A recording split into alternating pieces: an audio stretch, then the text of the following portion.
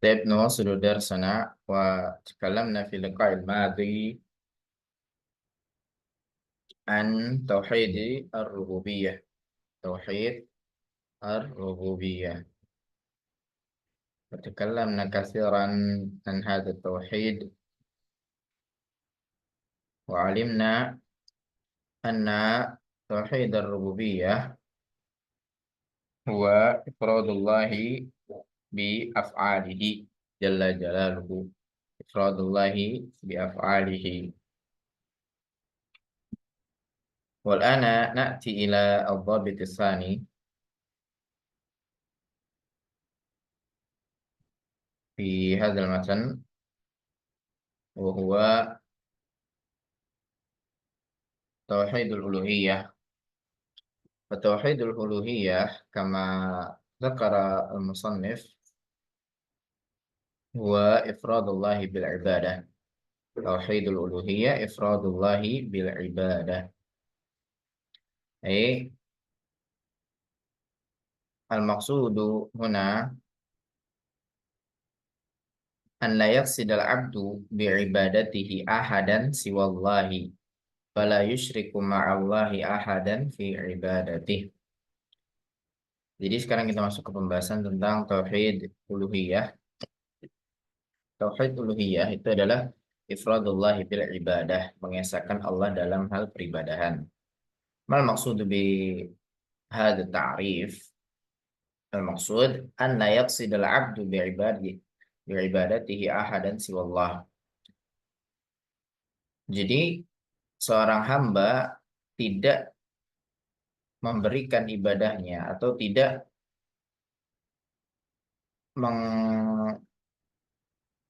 tidak ibadahnya tidak diberikan kepada selain Allah. Jadi dia beribadah hanya kepada Allah Subhanahu wa taala. Fala yusyriku ma'allah ahadan fi ibadatihi. Dan dia tidak akan melakukan perbuatan syirik, tidak akan menyekutukan Allah dalam hal ibadah. Hadza huwa ta'rif al-uluhiyah, ta'rif tauhidul uluhiyah wal maqsud bi ifradillah fil ibadah ay annana la naqsid fil ibadah la naqsid bi ibadatina ahadan siwallah ay annana lan na'buda ghairallah, lan na'buda ahadan ghairallah. Jadi yang dimaksud ifradullah bil ibadah artinya adalah kita hanya beribadah kepada Allah Subhanahu wa taala. Hadza huwa tauhidul uluhiyah wa hadha tauhid huwa alladhi yufarriqu bainana wa bainal musyrikin. Tauhid inilah yang membedakan antara kita dan orang-orang musyrik. Amma tauhid ar-rububiyah fa nu'min wal musyrikuna yu'minun bi tauhidillahi ar-rububiyah. Kalau tauhid rububiyah itu orang-orang musyrik juga beriman dengan tauhid rububiyah, dengan rububiyahnya Allah. Mereka meyakini bahwasannya Allah yang menghidupkan, Allah yang matikan. Mereka meyakini bahwasannya Allah yang memberi rezeki, yang menurunkan hujan dan sebagainya. Walakin al-farq bainana huwa fi tauhid al-uluhiyah. Perbedaan antara kita dengan mereka, orang-orang musyrik itu adalah fi tauhid uluhiyah, di dalam tauhid uluhiyah. Tauhidul uluhiyah ifradullahi bil ibadah, mengesahkan Allah dalam peribadahan. Maksudnya adalah kita hanya beribadah kepada Allah Subhanahu wa taala. La nusyrik ma'allahi ahadan fi ibadati qassalah wal dzabh wal khauf wal raja. Seperti salat, menyembelih, takut dan mengharap. Takut dan mengharap. Fa idza kunna nusalli faqsid fi salatika faqsid au farjullaha fi salatika.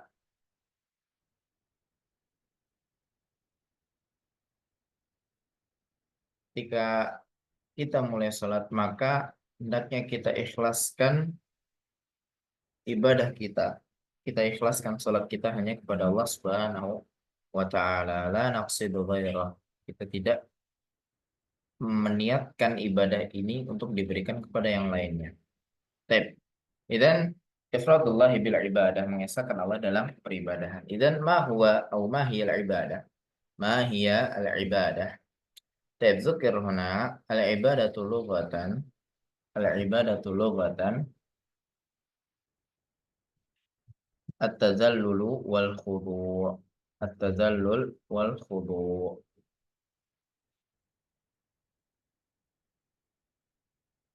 Ibadah secara bahasa itu artinya tunduk. Artinya adalah tunduk dan merendah, tunduk dan merendah. Hadhihi hiya al-ibadatu lughatan. Walakin al-ibadatu syar'an labudda an nahfaz hadha at-ta'rif atau na'am hadha at-ta'rif ta'rif al-ibadah kay na'rif kay na'rif hal nahnu fil ibadah atau fil 'adah. Idzan al-ibadatu syar'an ismun jami'un likulli ma yuhibbuhu Allahu minal aqwali wal af'al minal aqwali wal a'mal az-zahirah wal batinah. Fi ta'rifin akhar dzakir ismun jami'un likulli ma yuhibbuhu Allahu wa yardah minal aqwali wal af'al az-zahirah wal batinah. Walakinana yakfina bi anna nasta'mil hadha at-ta'rif. Jadi ibadah secara istilah syariat itu adalah ismun, suatu kata, jami'un likulli ma yuhibbuhullah. Satu kata yang menghimpun apa-apa yang Allah cintai, yang menghimpun apa-apa yang Allah cintai, minal aqwali wal af'al. Bentuknya bisa ucapan ataupun amal ataupun perbuatan anggota tubuh. Az-zahirah wal batinah, mau yang zahir ataupun yang batin, atau yang tersembunyi atau amalan hati. Ya, itu adalah ibadah. Ismun jami'un likulli ma yuhibbuhullah minal aqwali wal af'al az-zahirah wal batinah. Sebuah kata yang menghimpun apa-apa yang Allah cintai, baik berupa ucapan ataupun perbuatan yang zahir ataupun yang batin. Qabla dzalika hal sauti masmu'?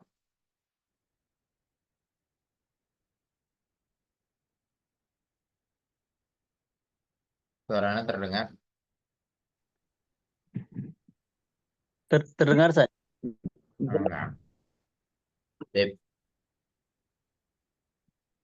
Nah, huna tanbih fi hadha ta'rif dzukir likulli ma yuhibbuhullah, terhadap apa-apa yang Allah cintai. Idzan kaifa na'rif anna Allah yuhibbu dzalika? Bagaimana kita tahu bahwa Allah mengetahui mencintai hal tersebut? Fal jawab minal Qur'ani was sunnah, dari Al-Qur'an dan sunnah, dari Al-Qur'an dan hadis. Idzan masdaruna fil ibadah Al-Qur'an was sunnah. Maka sumber ibadah kita, dasar ibadah kita itu adalah Al-Quran dan hadis. Falanau tafid ila ghairihima, maka kita tidak perlu menengok kepada keduanya. Teman bi fahmi salafil ummah.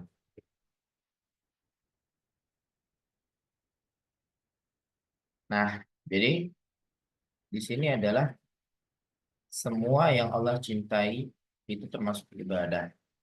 Nah, dari mana kita tahu Allah mencintai hal tersebut? Dari Al-Quran dan Sunnah, dari Al-Quran dan hadis. Wa idza kunta wajadta fi'lan aw qawlan la yujadu fil Qur'ani aw sunnah fa'lam annahu laisa ibadah. Kalau di Al-Quran dan Sunnah tidak disebutkan, maka itu adalah hal yang baru dalam agama. Hal yang baru dalam agama. Kala Nabi Sallallahu Alaihi Wasallam, man ahdatha fi amrina hadha ma laysa minhu fahuwa raddun. Barang siapa melakukan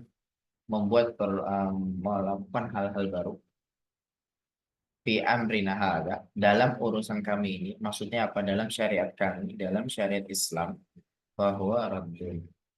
Jadi jika kita melakukan hal-hal baru, melakukan inovasi dalam hal-hal agama, dalam agama ini, bahwa raddun, maka itu adalah hal-hal yang tertolak, maka tidak akan diterima ibadahnya. Baik, dalil ala tauhid uluhiyah, adillah tauhid uluhiyah.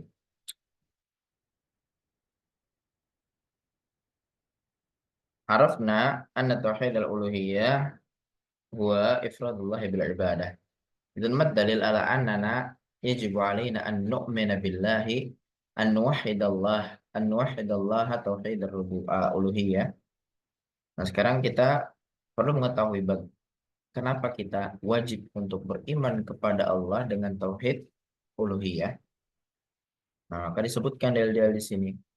Qala ta'ala ya ayyuhan nasu ubudu rabbakum alladzi khalaqakum walladzina min qablikum la'allakum tattaqun. Wahai manusia, beribadahlah kepada Rabb kalian yang menciptakan kalian dan menciptakan orang-orang sebelum kalian agar kalian bertakwa. Nah, huna ya ayyuhan nasu ubudu rabbakum, dalilul awal. Dalilul awal. Wahai manusia, beribadahlah kepada Allah. Beribadahlah kepada Allah. Dalil tsani qauluhu ta'ala wa'budullaha wa la tusyriku bihi syai'a. Hadha dalil ala anna Allah amarana bi an na'budallaha wa anahana an nusyrika bihi syai'a.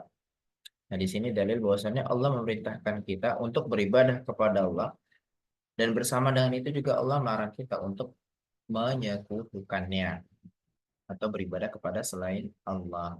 Wa'budullaha wa la tusyriku bihi syai'a. Beribadahlah kepada Allah dan jangan lakukan perbuatan syirik dan jangan sekutukan Dia dengan sesuatu apapun. طيب الدليل الثالث قوله تعالى ولقد بعثنا في كل أمة رسولا أن يعبدوا الله واجتنبوا الطاغوت. Nah, di sini Allah menjelaskan tentang tujuan atau hikmah dari diutusnya para rasul, yaitu apa? An ya'budullaha wajtanibut taghut. Para rasul itu diutus agar orang-orang beribadah kepada Allah dan menjauhi taghut. Ma huwa taghut? At-taghut huwa kullu ma 'ubida min dunillahi azza wa jalla. Taghut itu adalah segala sesuatu yang diibadahi selain Allah Subhanahu wa taala. Kemudian dari dzalika wa ma arsalna min qablika min rasulin illa nuhi ilaihi annahu la ilaha illa ana fa'budun. Dan selanjutnya di akhir disebutkan fa'budun, maka beribadalah kepadaku. Lalu di surat Az-Zariyat juga disebutkan wa ma khalaqtul jinna wal insa illa liya'budun. Tujuan dari diciptakannya jin dan manusia untuk beribadah kepadaku, kepada Allah Subhanahu wa taala. Suma dalil minal sunnah minal hadis. Qala Nabi sallallahu alaihi wasallam falyakun awwala ma tad'uhum ila an yuwahhidullaha ta'ala. Ini adalah wasiat Nabi sallallahu alaihi wasallam kepada Mu'adz bin Jabal ketika mendatangi suatu kaum, ketika mendatangi orang-orang Yaman, maka Nabi berwasiat untuk apa? Dakwah yang pertama yang dilakukan adalah agar mereka mentauhidkan Allah, agar mereka tidak menyekutukan Allah, agar mereka mengesahkan Allah. Itu dakwah pertama yang diwasiatkan Nabi SAW kepada Mu'adz bin Jabal. هذا دليل على أهمية توحيد الألوهية وعلينا أن نوحد الله بهذا التوحيد. Ini dalil bahwasanya tauhid uluhiyah itu adalah hal yang Allah perintahkan dan itu wajib bagi kita untuk beriman kepada Allah, mentauhidkan Allah, tauhid uluhiyah. Nah, so pada dalika al-hadis ba'dah man laki Allah, kala Nabi sallallahu alaihi wasallam, man laki Allah la yusyrik bihi syai'a dakhala al-jannah wa man laqiyahu yusyrik bihi dakhala an-nar. Nah, ini adalah hikmah atau fadilah dari kita beribadah kepada Allah dan menjauhi syirik. Kita bertauhid dan menjauhi syirik. Barang siapa yang bertemu kepada Allah, bertemu Allah, la yusyrik bihi syai'a, tidak menyekutukannya dengan suatu apapun, dakhala jannah. Wa man laqiyahu yusyrik bihi dakhala nar. Barang siapa yang bertemu padahal tidak menyekutukannya masuk surga. Barang siapa yang bertemu dengannya dan menyekutukannya maka dia masuk neraka. Wal'iyadzubillah. Dalil ala ahamiyat tauhid al-uluhiyah. Pentingnya tauhid uluhiyah. Summa ba'da dzalika man mata, qala Nabi sallallahu alaihi wasallam, man mata wa huwa yad'u min dunillahi niddan dakhala nar. Barang siapa yang mati dan dia menjadikan Allah sebagai tandingan atau membuat tandingan untuk Allah, dakhala nar, maka dia akan masuk neraka.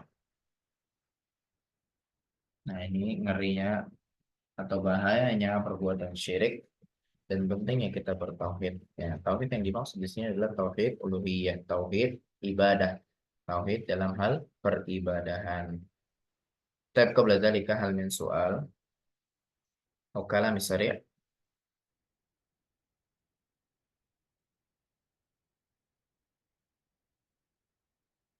ada pertanyaan atau ada yang belum dipahami?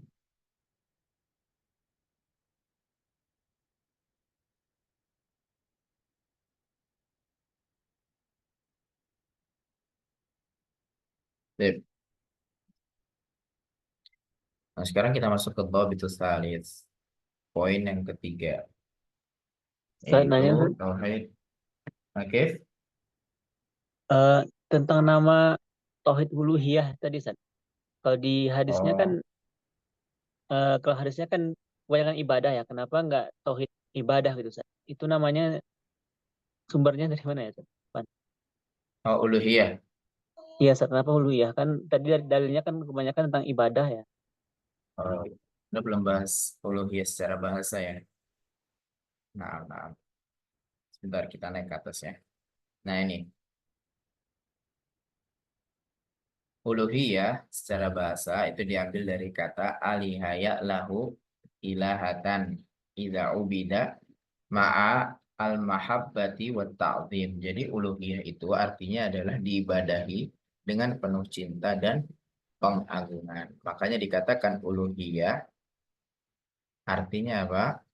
Yang diibadahi dengan penuh kecintaan dan pengagungan. Maka yang dinamakan tauhid uluhiyah. Gitu. Memang ada nama lain dari tauhid uluhiyah itu ada tauhid amali ya, tauhid amali nah di sini. Nah, ini ada tauhid amali. Tauhid amali ini maksudnya apa? Tauhid yang uh, ketika kita bertauhid kepada Allah tauhid uluhiyah, maka konsekuensinya kita harus beramal. Beramal gimana maksudnya? Maksudnya beribadah hanya kepada Allah Subhanahu wa taala. Ya, dikatakan tauhid amali, bisa dikatakan juga tauhid iradah wa talab. Tauhid amali, tauhid amal, tauhid iradah wa talab, tauhid keinginan dan permintaan. Maksudnya apa? Yang dimaksud iradah apa? An yurida bi qalbihi ma amarahullah. Maksudnya apa? Seorang hamba hanya menginginkan di dalam hatinya itu apa-apa yang Allah perintahkan. Artinya apa? Beribadah hanya kepada Allah Subhanahu wa taala. Mengesahkan Allah Subhanahu wa taala dalam hal ibadah. Nah, ini maksudnya tauhid tauhid. Nah, yang dimaksud dengan tolab apa tolab? Permintaan annahu a'malun thaliba minal abdi an yakuma biha. Dinamakan tolab kenapa? Karena amalan-amalan atau ibadah-ibadah itu diminta kepada hamba untuk dilakukan. Ya, makanya dinamakan tolab karena ibadah itu diminta untuk dilakukan atau diperintahkan untuk dilakukan. Makanya dinamakan tolab. Mahfum? Soal akhir.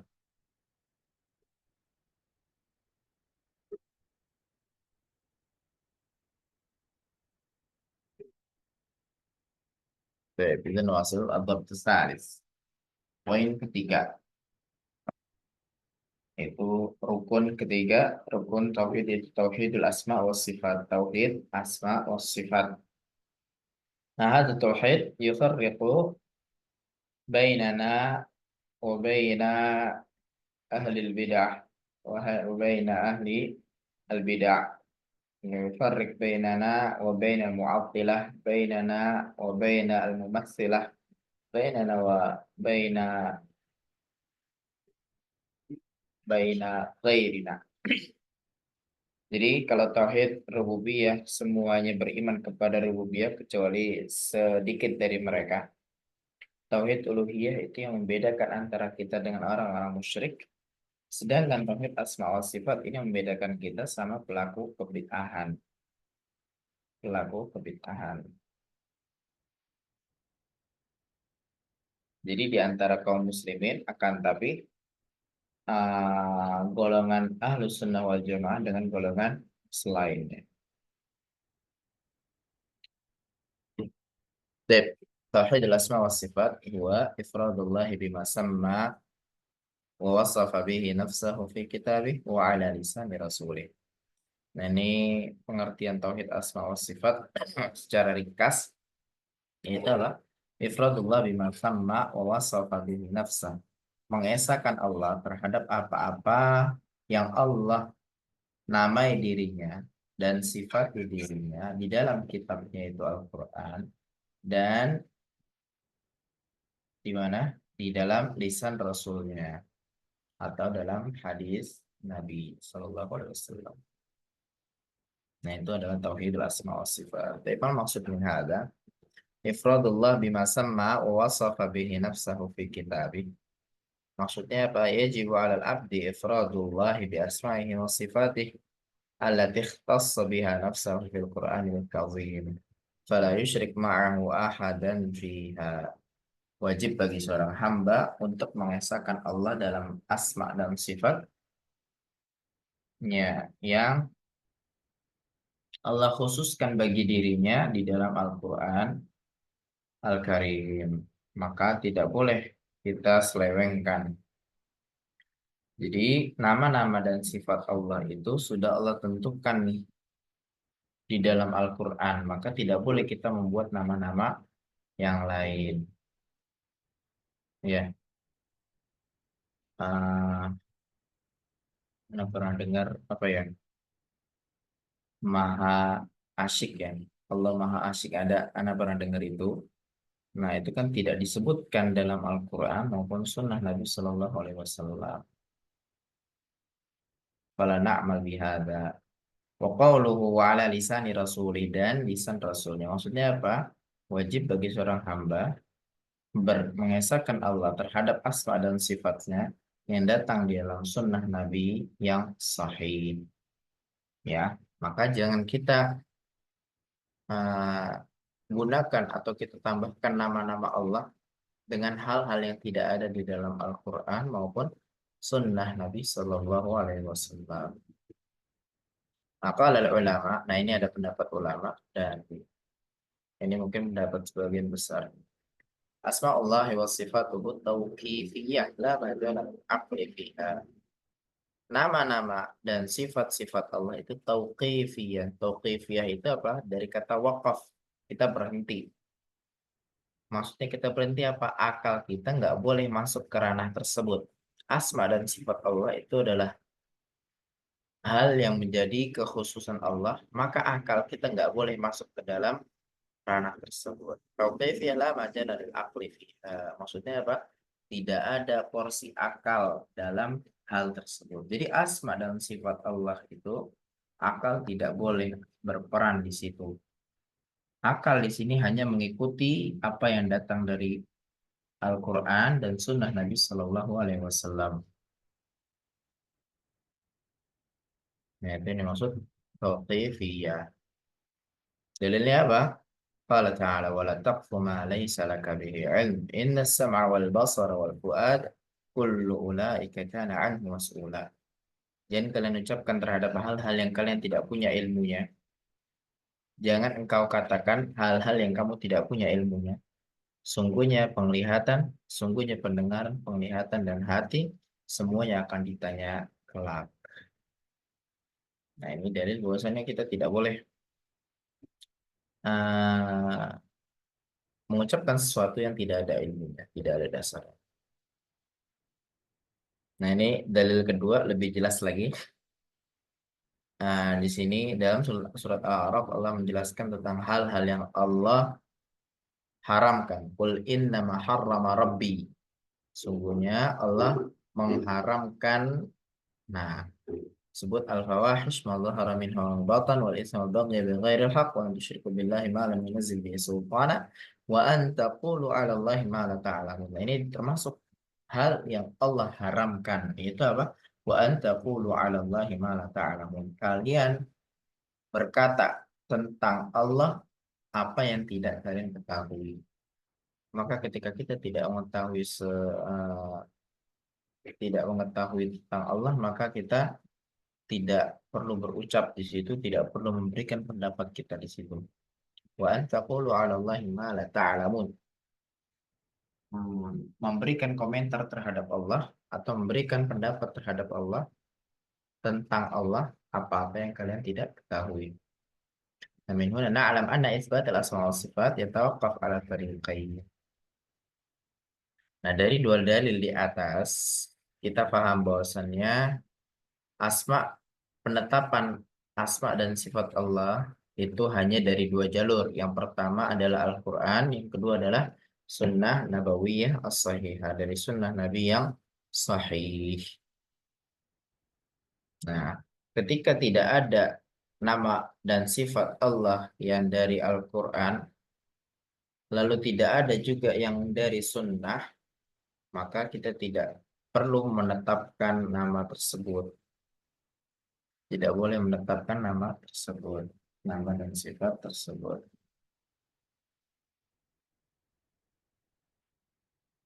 Tip. Ini adalah pengertian tentang asma dan sifat.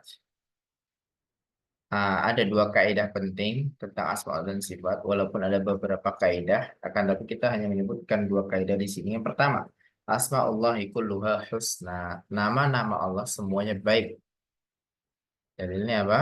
Walil qala ta'ala walillahil asmaul husna fad'uhu biha. Dan Allah memiliki nama-nama yang baik. Fad'uhu biha, maka berdoalah dengan nama-nama tersebut. Jadi tawasul dengan nama-nama Allah. Itu kaidah pertama. Kita harus meyakini bahwasanya semua nama Allah itu adalah husna, yaitu baik.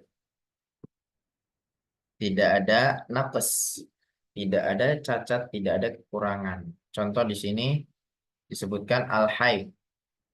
Al-Hayy Maha Hidup. Nah, Al-Hayy Maha Hidup di sini tidak ada kekurangan, yaitu apa? Tidak lam tusbik bi'adamin wala yalhaquha zawalun. Nah, di sini al-hayy tidak, Allah yang dimaksud Allah Maha Hidup itu tidak didahului dari ketiadaan dan tidak diakhiri dengan meninggal atau dengan kematian. Gitu. Nah, itu yang dinamakan al-hayy Maha Hidup.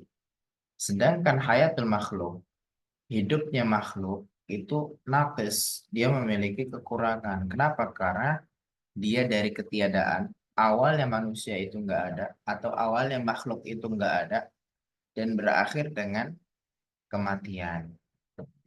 Nah, itulah bedanya Allah yang maha hidup dengan kehidupan makhluknya.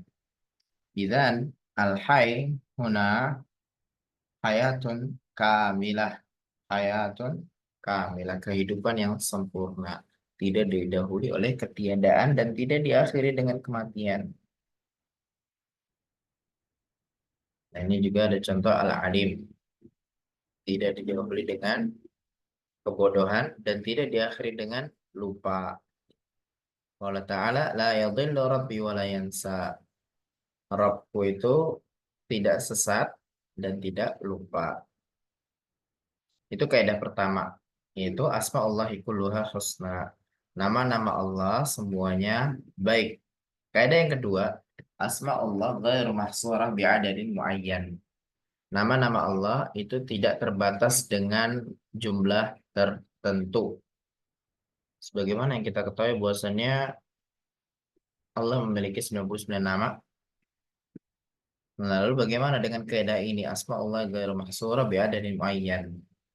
Nama-nama Allah tidak terbatas dengan jumlah tertentu.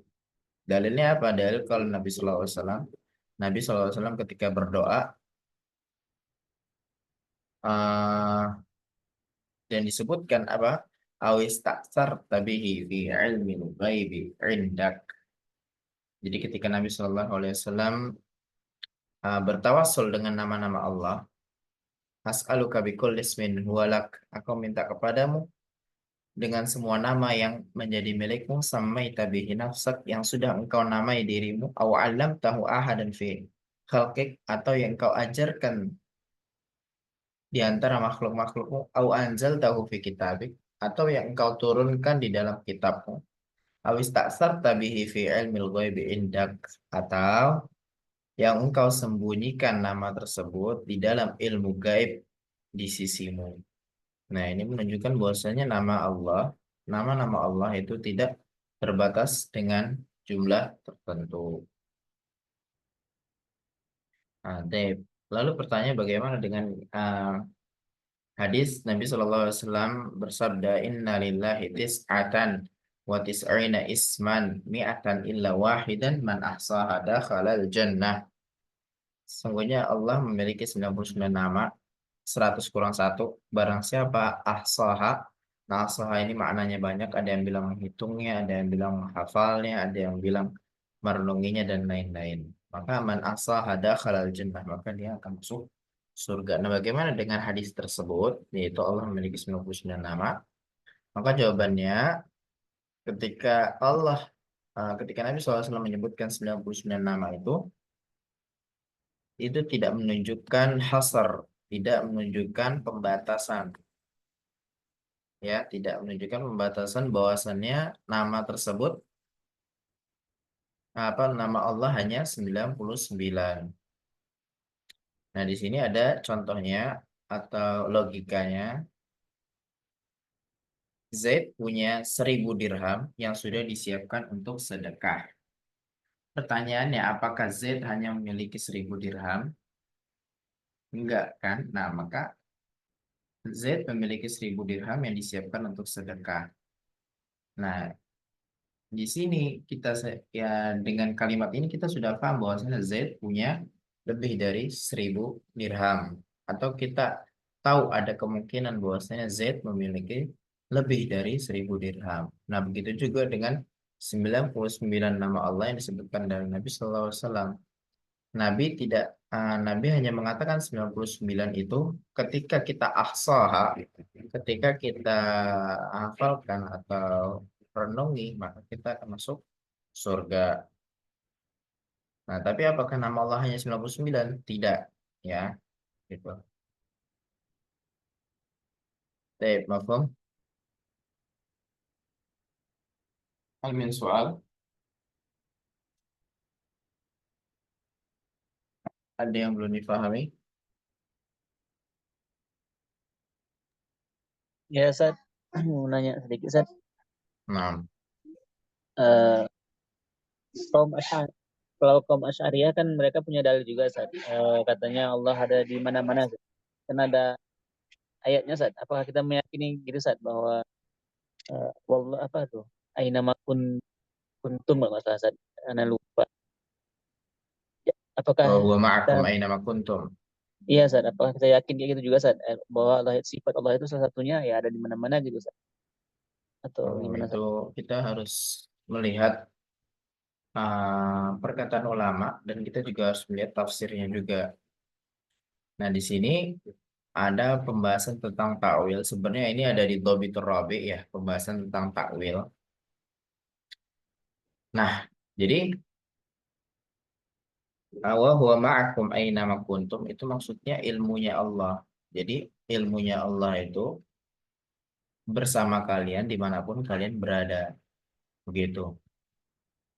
Jadi yang dimaksud di situ wa huwa ma'akum, maksudnya apa? Ilmu Allah ada di mana? Maksudnya ilmu Allah itu mengetahui kalian dimanapun kalian berada, gitu. Bukan secara zat, bukan secara zat. bukan secara zatnya. Nah, itu ada pembahasan tentang takwil. Ada pembahasan tentang takwil. Ah, apa yang mana bahasa lupa.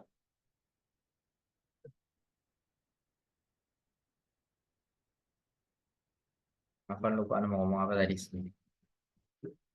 Tapi mungkin itu ya. Jadi memang ada apa namanya yang harus kita cek juga dari hadis-hadis atau dari pendapat-pendapat para ulama dan juga dari takwil atau tafsir dari suatu ayat tersebut maksudnya bagaimana. Nah, itu juga bisa kita gunakan logika ketika kita meyakini bahwasanya Allah di mana-mana, artinya kita juga meyakini bahwasanya Allah itu di tempat-tempat yang buruk. Waliyadzubillah. Dan itu kan kesalahan dalam beriman, dalam meyakini, dalam berlogika. Jadi yang dimaksud wa huwa ma'akum aina ma kuntum di situ maksudnya adalah ilmu Allah, ilmunya Allah. Wallahu a'lam. Dep, ada lagi? Kita tutup.